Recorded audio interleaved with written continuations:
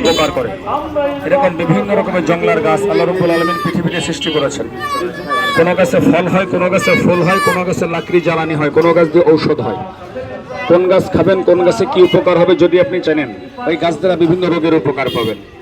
না যদি চিনেন, হাতে একটা দা নেবেন, গাছগুলো কাটবেন, রোদ্রে শুকায় যাবে, জড়ো করে বসাই না, চুলায় দিয়ে ভাত তরকারি রান্না করে খাইয়ে ফেলাবেন। এই জন্য বিধান একটা কথা বলে, যে চিনে গাছ ছাড়বেন না তার পাশ। জঙ্গলের গাছ চিনলে হবে জরি, না চিনলে মা বোনের ভাত রান্না করা লাকড়ি অথবা খড়ি।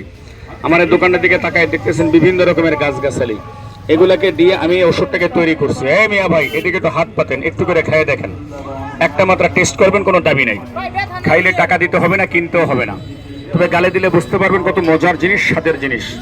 কালো জিরা, মধু, লবঙ্গ, এলাচি, দারচিনি, জয়ফল, জয়ত্রী, পেস্তা বাদাম, আখরোট, আমলকি, হরতকি, বহেরা, বংশলোচন, গোক্ষর কাটা, জগরডুমর, ভুই কুমড়া, বচদা, শুন্টি আদা, কাবাব চিনি, আখর করা। আর কে খাবেন আসেন, হাত পাতেন, টেস্ট করেন।